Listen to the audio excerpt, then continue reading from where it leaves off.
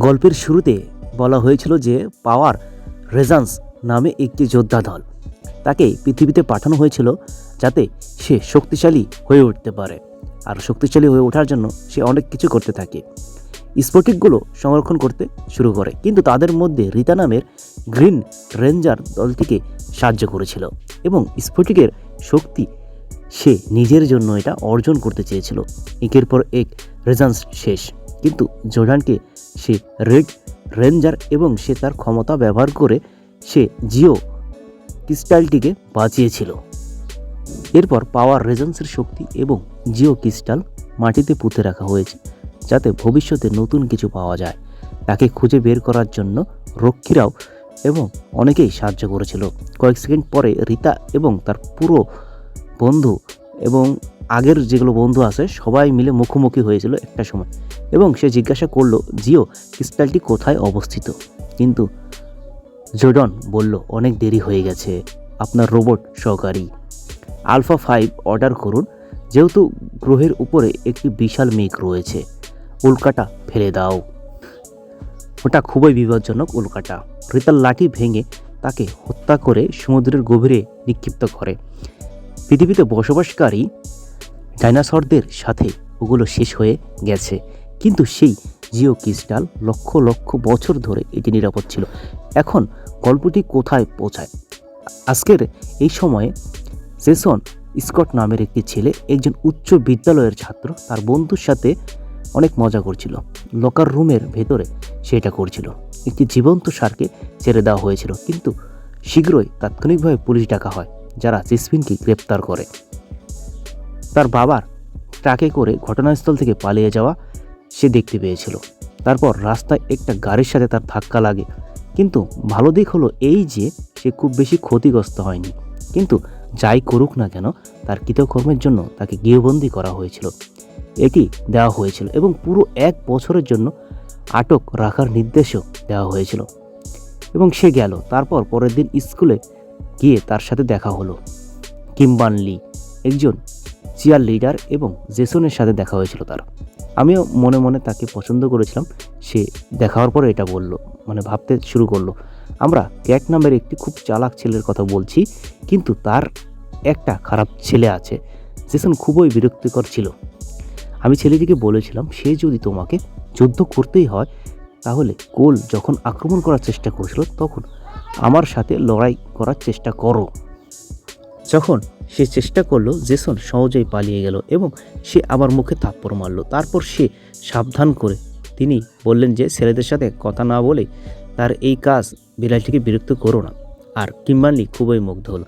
Class শেষ হওয়ার পর জেসন বাইরে চলে যায়, কিন্তু পথে তার সাথে দেখা হলো একটি বিড়ালের। বিড়ালটি তাকে ধন্যবাদ জানিয়ে জিজ্ঞাসা করলো, তুমি কি বেড়াতে যাবে?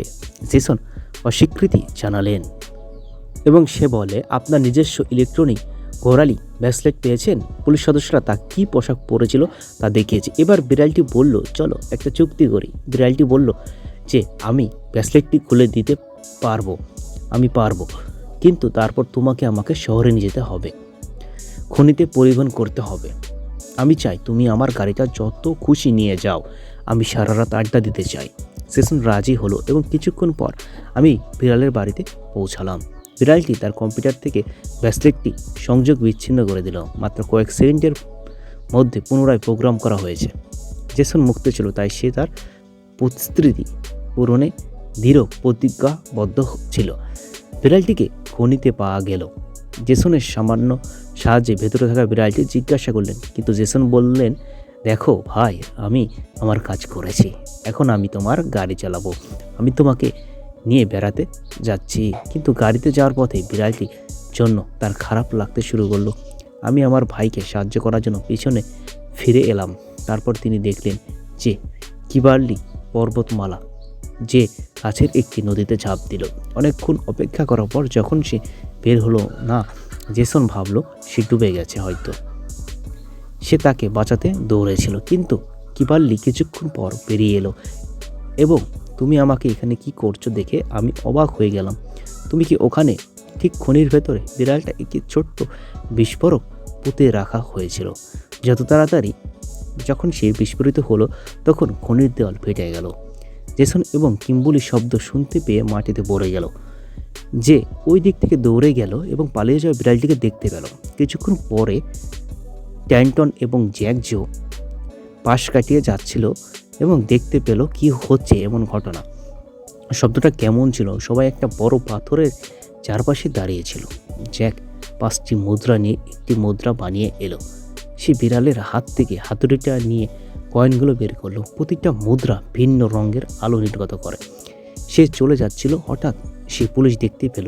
গাড়ির শব্দ শোনা গেলে সাসান সবাইকে বলল বিড়ালটি তাকে গাড়িতে করে পালাতে বলল। সে খুব দ্রুত দৌড়াচ্ছিল, মাঠের দিকে যাচ্ছিল। সেই মুহূর্তে তারা একটি ট্রেন দেখতে পেল।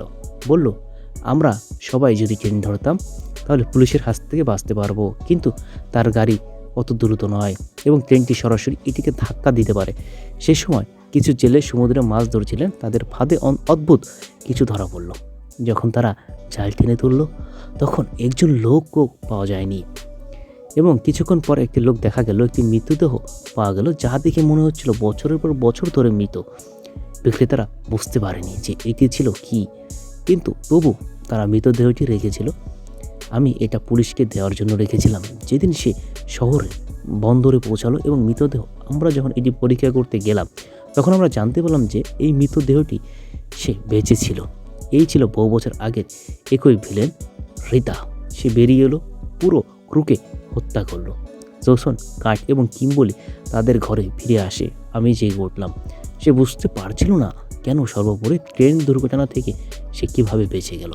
তিনি আহত হননি এবং তার সেই বিশেষ মুদ্রাগুলি এখনও কাছাকাছি ছিল। আমি বলতে চাচ্ছি এটা মোটেও স্বপ্ন ছিল না। বিড়ালটা স্কুলে গেছে, তাই আবার আদালতে আছে।